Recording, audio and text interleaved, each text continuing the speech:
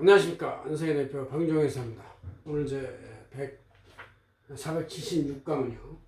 부동산 양도소득과 양도가액, 필요경비 계산에 대한 최종 세금의 어떤 계산 과정을 한번 알아보겠습니다. 기본적으로 총 양도가액이 시가로 있기 때문에 여기서 지도원가나 취득세, 자본지출세, 장기보유공제, 그 다음에 중간에 누구한테 증여했다는 증여세까지 가산해서 나중에 250 기본공제하고 나서 양도소득을 적용하는 것이다. 그런 얘기죠.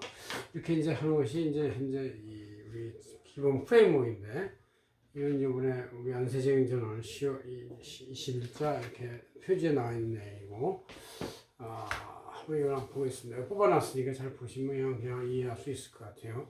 자, 우리가 세 가지로 부동산이 자녀한테 넘어가는 방법, 가족한테 넘어가는 방법이 세 가지 볼 수 있는데, 일반적으로 증여하는 게 있고, 그 다음에 이제 배우자나 자녀한테 증여, 아니면 자기가 이제 일반적으로 갖고 있다가 양도하고 나서 증여하는 게 있고, 배우자한테 먼저 증여해서 양도하는 게 있고, 그 다음에 이제 특수관계자한테 갔다가 5년 내에 양도하는 이제 그런 경우가 있는데, 그것을 다시 이제 어떻게 할 것이, 계산할 것이 한번 보는 것이죠.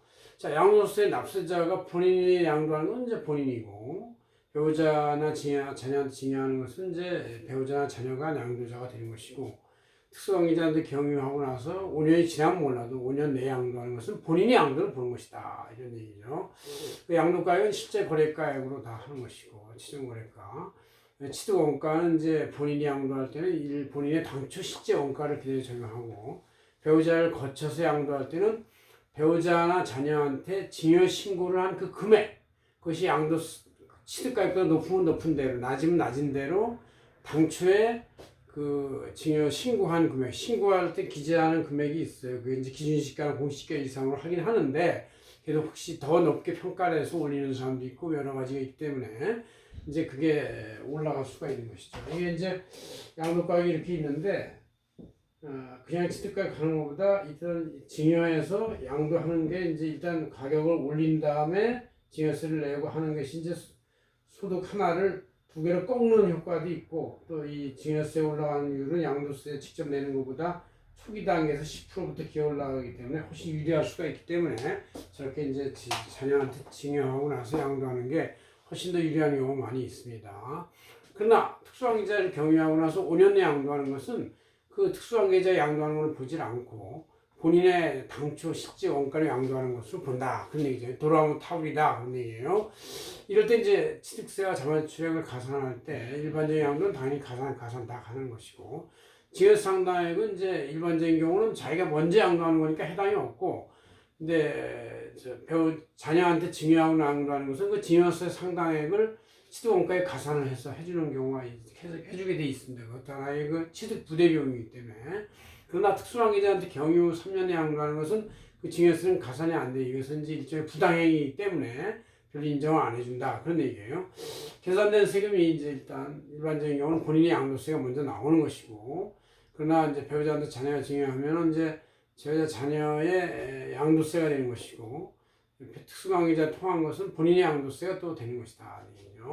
최종 세금에 대해서 합비 이제 본인이 양도하는 것은 그냥 양도세 한건, 나중에 물론 현금 증여할 때는 현금 증여의 문제가 앞으로 남죠. 그래서 양도 잔액에서 양도세에서 양도세를 뺀 나머지 증여 문제는 결국은 남는다. 그러니까 자기가 양도할 때 양도세 플러스 양도 잔액에 대한 또 향후의 증여세 문제는 계속 남기 때문에, 이런 경우는 이제 집이 한 채밖에 없는 경우는 증여할 수 있겠지만, 집이 여러 채 있는 경우는 굉장히 텍스, 세금에 세금 이렇게 되기 때문에 굉장히 부담됩니다. 그러나 배우자나 자녀 증여 양도는 이제 배우자 자녀의 증여세를 내고 나서 이제 증여세를 이미 많이 원가가 올라왔기 때문에 양도세는 얼마 안 낼 수도 있다. 배우자 자녀 양도세가 낸다. 그 다음 추가의 문제점은 이럴 때는 없죠. 왜냐하면 이미 다 증여가 끝났고, 증여한 상태에서 자녀나 배우자가 양도했기 때문에 이제 세금 문제 다 끝났습니다. 그러나 특수관계자 경유 양도하는 본인의 양도세를 보는데, 이럴 때는 이제 세법에서 어떻게 부당행위로 되어 있냐면, 특수관계자 갈 때 증여세하고 특수관계자 양도세를 합계한 그 두 개의 합계 금액하고 본인이 실제 최종 양도했다고 했을 때 그 금액을 비교해서 그 중에서 큰 금액으로 내게 하는 것이다. 그런 얘기죠. 그래서 이제 이것은 부당행위이기 때문에 가장 큰 세금을 내게 한다. 본인 양도를 보고. 그 다음 이럴 때 이제 이 문제는 자, 특수관계자한테 갖다 양도한 대금이 그럼 누구 것이냐에 기소 문제가 있어요. 실질적으로 물론 당초 소유자 본인 거겠지만 특수관계자가 혹시 소유권을 주장하거나 약간 청구권을 주장하면 그때 서로 민사 문제가 생길 수가 있으니까 조심해야 된다. 그런 얘기죠. 이렇게 해서 우리가 어떤 부동산이 자녀한테 양도해서 갈 때 이제 일반적으로 양도해서 증여하는 방법이 있고 그것을 이제 배우자한테 먼저 증여하고 나서 그 사람들이 양도하는 게 있고 특수한 통해서 5년 양도하면 본인이 양도를 보고 5년이 지나서 양도하면 특수관계자한테 증여한 걸로 봐서 거기서 양도한 걸 볼 수는 있다. 근데 5년이라는 것이 불안한 기간이기 때문에 쉽게 목적 달성할 수가 없을 수 있다. 이렇게 이제 알고 계시면 됩니다. 고맙습니다. 안세현 대표 박인영이었습니다.